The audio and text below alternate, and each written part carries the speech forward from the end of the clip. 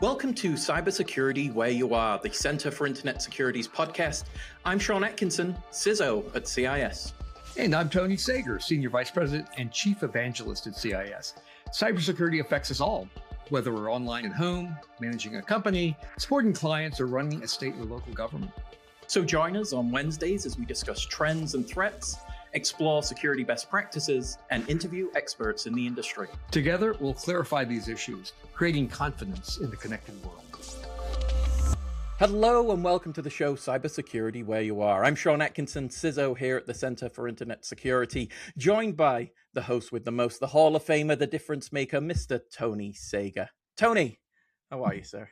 Great, Sean. Great to be back and with an old friend as a guest here. Absolutely. We have a subject matter expert. We really want to dive into some of the communication strategies, models that Mark Sack, Senior Vice President, Chief Engineer here at CIS, has been through in his career. Now we both reflect on that, Tony. Have we seen the same lessons and the approaches that Mark takes in terms of his many different venues of communication, national speaker, talking, managing a team here at CIS, one of the largest teams here at CIS. How he's developed his techniques over the last few decades, maybe, Mark. We'll go in that space. But Mark, welcome to the show. Thank you, sir. Thank you very much, guys. And yeah, Tony and I have been bumping into each other. Wow. So I guess the late 90s. So we're pushing Something 30 like years. that, yeah. So yeah, we're easily. We've got a lot of shared experiences and lots of burnt knuckles and burnt eyebrows. But we've had fun doing it, right? But the statute of limitations has passed, so I think we're safe. Statute of limitations have passed, so we can talk about all of our exploits. Sure. Maybe. I'll leave it to your discretion. Again, as a communication strategy. So we'll walk through that. But Mark, okay, great. I wanted to start off with a thought. So as you've started your career, when did you realize that just being technically correct wasn't enough, and how you've communicated ideas that mattered as much as the idea itself? So it's then changing in terms of, one, the interpretation, who you're talking to, I think is very important, relating to the audience. How have you developed that over the many years? Yeah, that's a great question, because my career's been a little like many of the rest of us. I started off in the military, did 20 years, and then retired early 2002, which is hard to believe. I'm approaching 25 years since I retired, having done a 20-year career. But it was one of these things you discover early on, fairly quickly, how to lead and also how to manage upwards, talking to bosses and seniors and others around you, and how to explain what's going on around you. I think one of the things I developed early on was the ability to use analogies. So I grew up as a civil engineer. Undergrad is in civil engineering, came into the Army as a Corps of Engineers, second lieutenant, and spent the first 10, 12 years in the Army doing that type of work, construction, bridging, that regular civil engineering, before moving more over to the software side of the world. So explaining engineering to a non-engineer, that's one of the things you kind of have to learn very quickly. There are basics in civil engineering, like water always flows downhill. Now you try and explain that to an infantryman who's trying to dig a position at the bottom of a hill and wonders why he always gets wet. It's like, sir, water flows downhill. You need to dig your hole at the top of the hill. You won't get wet. Oh, wow, engineer, you're great. And so you start to figure these things out when you're young, how to take things that are obvious to you and translate them into words, phrases, language, into understanding what you're talking about. Cyber security, computer security, this new world of AI and whatnot, it's the same mindset. We may intuitively understand how things work. We just kind of take it for granted. Yeah, I've understood this for decades. Tony and I have been wrapped around each other for years, working on similar problems. We mutually understand things. Sometimes it's hard to remember that even though you understand it fully, others around you really don't. They're just doing the best they can. And so translating something that's very complex into something else that's complex but is understandable by who you're talking to is extremely important. Again, in the military, later in my career, as I've moved up, and got making rank and stuff, I find myself working in 4th Infantry Division, for example, at Fort Hood. I was on the general staff, the division staff, not one of the senior leaders. There's plenty of colonels that do that. I was just a lowly major at the time.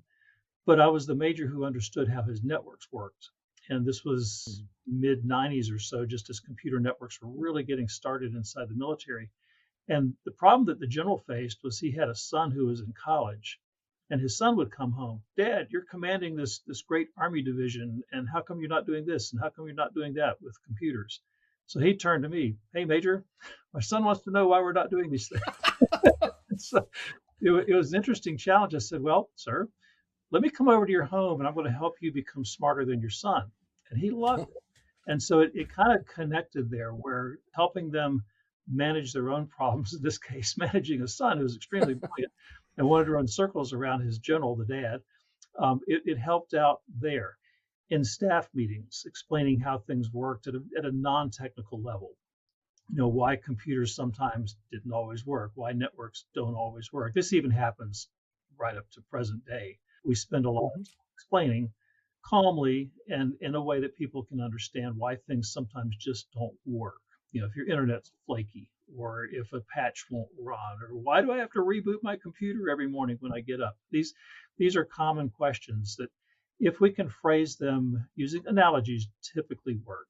And I've learned it's kind of an interesting mix with civil engineering into computer engineering, is that highways and highway networks, on ramps, off ramps, roads that connect cities, the analogy works a little bit with networking. If you talk about an outage, you have to go around, you have to make your way around an outage, go around a city, or there's flooding or there's traffic congestion. There's all kind of neat analogies there that people understand because they see it in their daily lives. If you begin to apply that to something that might be a bit mysterious in the computer world, okay, maybe that'll work. Now, you can't do that exclusively. I mean, they do expect you as a technical person to be able to technically understand what's going on. And if somebody asks a deep question, you need to be able to give a deep answer. But that's that balance. And you learn this over time. Again, you begin to learn it early in your career, and you begin to apply it. I realize that was sort of a long answer, but that gets to the core of it. Got us started. And I love that, one observation, with our shared experience here, Mark, that I think we got to be participants in what you might think of as a generational change, right? That, because those generals you were reporting to did not grow up with IT. And the way I would describe it is they didn't have what you might call decision intuition. They couldn't, in their own domain, they are, no pun intended, generally extraordinary people and making big decisions all the time with high risk, et cetera. But they, through experience and time and training, they have intuition about their decision making, right? They can smell a good argument from a bad argument. They have the ability to ask the right questions at the right time. But and you and I were the rising kids on the sideline, watching senior officers really struggle, because they're used to the kinetic world, right? And so how many times did you hear, we need to go nuke the bad guys, or blow them up where they live, sir, the collateral damage here and the unknowns. And a major, what do you mean we don't know where they are? How could that be possible, right? There's all these, and it's not that they aren't smart people, it's the intuition.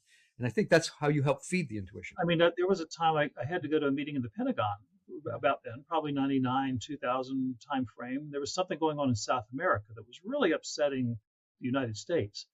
And they turned to us, hey, cyber guys, can we go schwack them? Can we turn off their computers?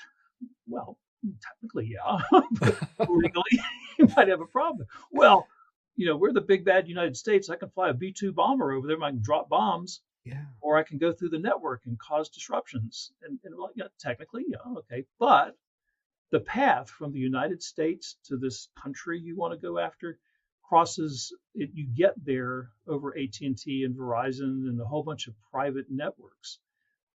This isn't like the airspace where you might have air dominance, or we have international treaties where you can fly through it, international airspace or over international waters. We haven't worked that out yet in cyberspace. Mm-hmm. And these colonels and generals didn't want to hear that. They just wanted effects, as they were. That's right. Well, that's a key difference, right, from the kinetic world, right? There is a place, not a complicated web of interconnected. And so that and you were one of the few people that I think fairly earlier in your career, right?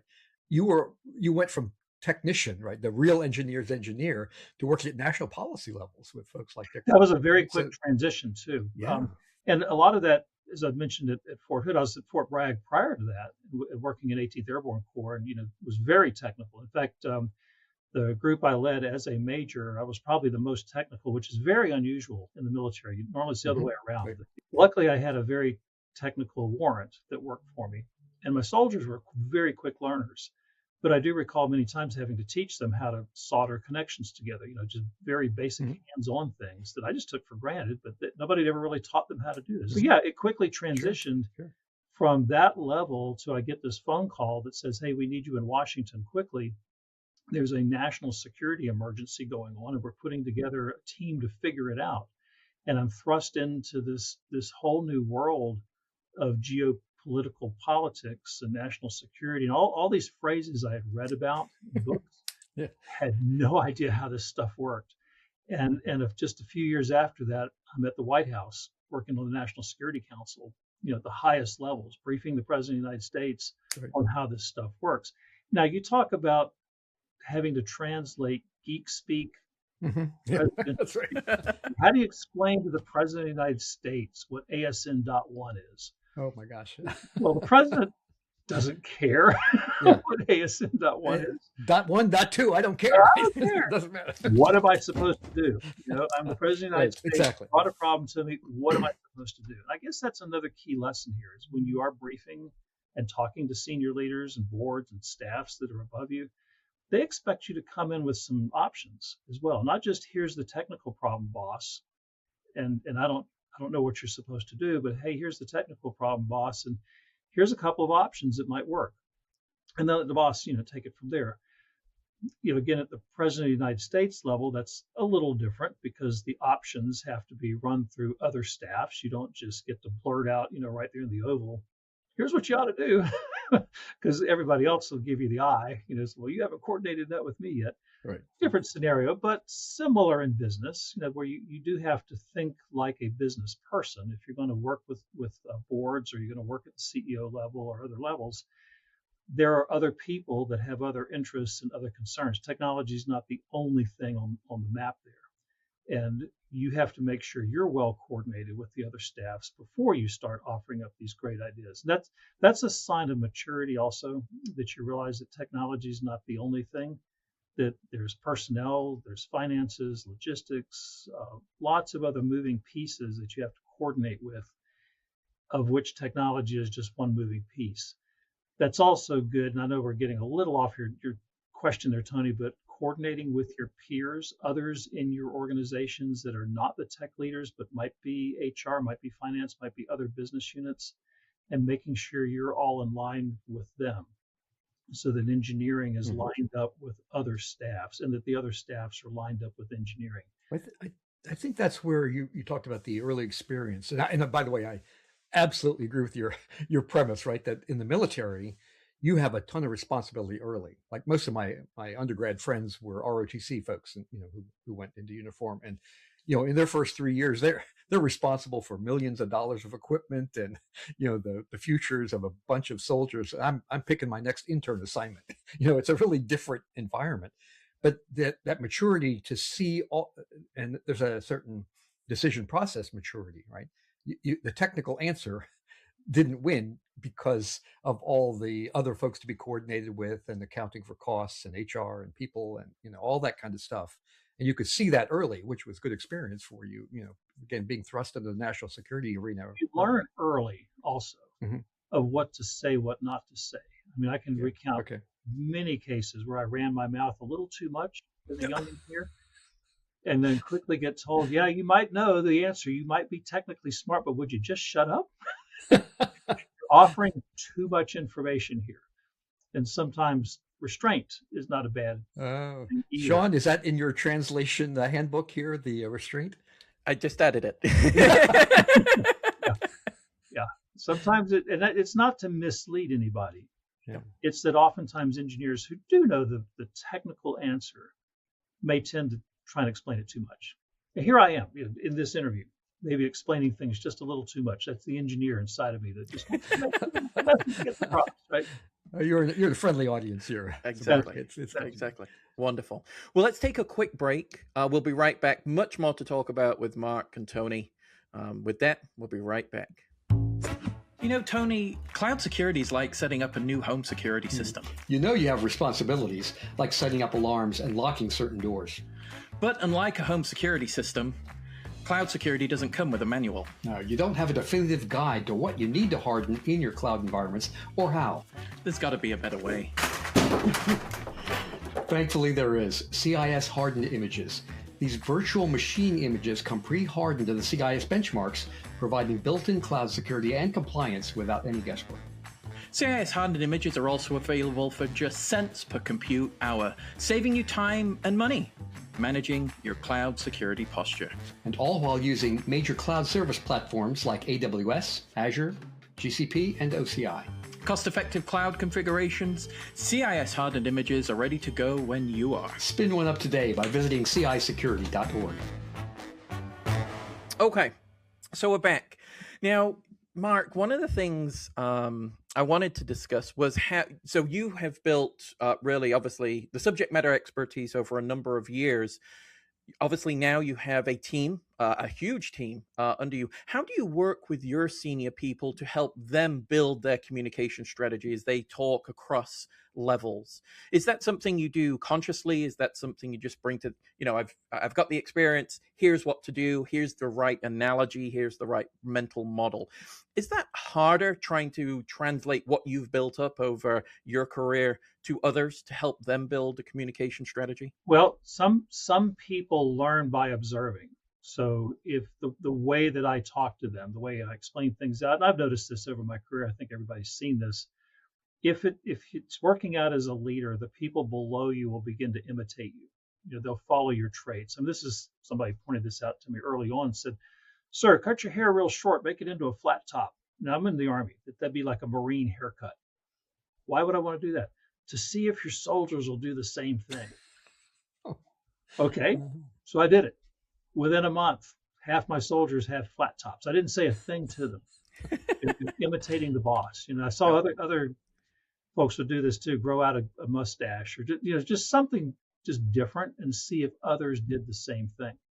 And so running a staff, and particularly for your direct reports, by setting the example, by doing what you think is right, and then they will follow you, is a key leadership technique. You know, it's just one of those things is, you know, just set the example. But as you move further up your career, you know, there's two things you have to balance. One is keeping the technical skills. Your job becomes less and less technical as you move up the career ladder. It's more managerial and, you know, supervisory. Lots of engineers don't want to let that go. They just want to be engineers.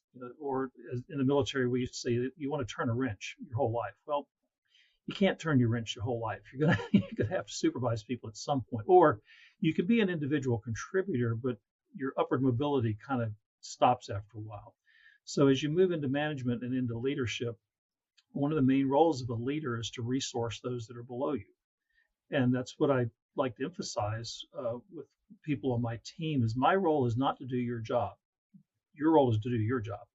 My role is to clear the way, to resource you, to provide you with the tools you need to get the obstacles out of the way so that you can do your job. Yeah, if I had to, I can roll my sleeves up and I can start coding in Claude. I don't want to. That's I have coders, you know, to do that. I can pull network cables. I don't if I had to, but I shouldn't because we've got others that's their job to do that. So it's good to have the technical skills, but as a leader, your job really is about training the people below you to take your place, you know, to become leadership at your level, but also to resource them. Give them the tools, give them the things that they need to clear the barriers out of the way so they can focus on leading. They need to also then do the same thing for the people below them. This just keeps moving down one level at a time. The tier below me, their job is a little more technical, but also a lot of leadership. They need to be resourcing their people. You know, they need to make sure that the conflicts are out of the way, balancing the requirements. And so as an engineering leader, I think it's really important that the staff below you sees you as engineeringly competent. You know what you're doing, so there's no doubt that you understand what they're up to. They don't expect you to be the world's champion coder. That's not your job anymore. You might have been 20 years ago, back, Tony, when you and I were playing, getting started, writing up code was just normal. That's just what we did. Or analyzing the code red worm, or some piece of malware that was out there, and writing up pages and pages of analysis. That's what we did. Giving briefings and presentations on how, but that's not what we do anymore. As you move further through your career, you get a little further away from that. However, it's still a good skill, as a leader. Still a good skill to write a briefing every now and then. Still a good skill to do some analysis. It's still a good skill to crack out some code, write an app, see if you can still do it. Nothing wrong with that. But that's not our job as leaders to do that. So anyway, I think we're getting close to what the point I'm trying to make here is that leadership changes as you go up your career path, and keeping the people below you informed and without losing your technical skills is extremely important. And making sure as they look up and watch what you're doing, they're learning from what you're doing, because that's another key leadership thing. Your staff is always watching you. They're always taking notes. They're always seeing what you're doing. How are you reacting? If you're in a crisis situation, how are you reacting to that crisis? One last thought here, and unfortunately, in the last 5 years, because of Zoom and Teams and other things, we're working in this distributed world. It's hard for subordinates to see their bosses in crisis. Mhm. When we were all in a face-to-face world, you'd hear the door slam down the hallway. You'd hear the muffled sound. Somebody's getting their butt chewed. Yeah. Then you watch your boss walk out of his or her boss's office and see how they react. Okay. In a Teams, Zoom, WebEx kind of world, you don't get that. The boss chewing out your boss happens privately, and you don't get to see the reaction. So it's tougher now as people are coming up and learning how to be leaders. You don't get to learn and watch your boss struggle and see how they adjust to it. How do they handle a crisis, so that you know how to handle that the same way. And we're going to have to work through that. We're going to have to find a way to transfer these skills in this work from home environment and outsourced environment, a very contractor heavy environment. So it's kind of a different world from when you and I, Tony, were growing up. No, there's no question. There was so much learning by proximity, right? That again, seeing but your key point is really relevant. And I've always my way of saying it was, it's your job one as a leader is to set the tone for the organization. What do people value? How do they treat each other? How do they react to crises? I think is really the boss. Yeah, the military prime responsibility. Command climate. And that was a very important command climate, very important word, because you could tell in any organization, the leadership, the commanders, what kind of climate did they create for their subordinates, soldiers, sailors, Marines, others, and were they comfortable there, or was it an unhappy place because the climate just wasn't good? In that, so Mark, as I've been both observer and participant in your career. That move from, and I used to joke that you were one of the few real engineers I knew, as opposed to, and I don't, with no disrespect, software engineers. But so many of folks like you, by default, because you could either spell IP or IT, you became the computer guy. And I know a number of them came up to me after conferences at some point and said, hey, I was the engineer. And they said, I really got what you said, Tony, because I was the engineer, like a real engineer, civil engineer, mechanical, et cetera, certified. And they said, okay, you're the cyber guy. Great. Where's the handbook? Where's the tables, right? Where's the equivalent of the things that I'm used to? And then I turned to them and go, you figured it out. There's none of that in cybersecurity, right? There's a lot of intuition, experience, but it's nowhere near the level of maturity that you're expecting. But as you move up into executive ranks, so what did you learn as an executive manager that helped you craft your message, right? Because a lot of your work is taking the discussion and the decisions of the executives and translating it into action for the teams that work for you. Yeah, and that to kind of pull that together, you're right. In classic, I don't say real engineering, I like to say classic engineering. Classic, okay. Much more polite, thank you. So civil, mechanical, electrical, that chemical, textiles, newer, software engineering. Mm-hmm. And it's interesting because the engineering community hasn't really embraced the software engineers, the classic engineers, yes. But more and more that's happening. I think it's because the software engineering community is now beginning to do exactly what you're describing. Let's figure out what works. Let's document it. Let's come up with the best practices. Let's develop a discipline, a set of rules and orders. this whole thing that people talk about with agile and creating scrum teams, and that's discipline. You've added some actual form here to what had previously been an arts and crafts kind of world. So Mhm. I think software engineering has come a long way. We have the Software Engineering Institute at Carnegie Mellon that's been spent decades trying to figure out how do you actually make this work. So as a engineer, classic engineer coming in, I brought to this team that mindset of discipline, rigor, order. How do we do things in a repetitive manner? But you're right, software, computers, computer networks, they are not, by nature, they're not disciplined. They're not orderly. They're very chaotic. And so trying to put a wrapper on that's hard. Now you get into business, and business is also chaotic. There Sure. are best practices in business. There's certainly rules in finance. We've got, and a lot of this happened late 1800s in Chicago. I think most financial people know the history of why we have double book entry and lots of the formality now, CPAs, other things like that. Mhm. Prior to that point, it was fairly out of control, and they had to put some control into finance. Healthcare went through that. We have a lot better control over healthcare. We don't have medicine men and witch doctors and stuff, just peddling the latest elixir to keep you alive. Sure. I think software engineering and computers are going to go through that same thing.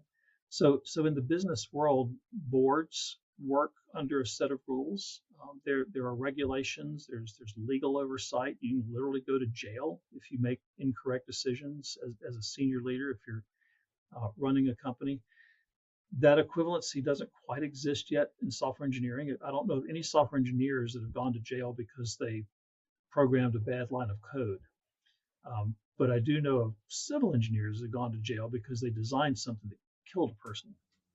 So that kind of thing hasn't happened. But you were focused on business, and I think the good thing about business and leadership is that a lot of this has been quantified.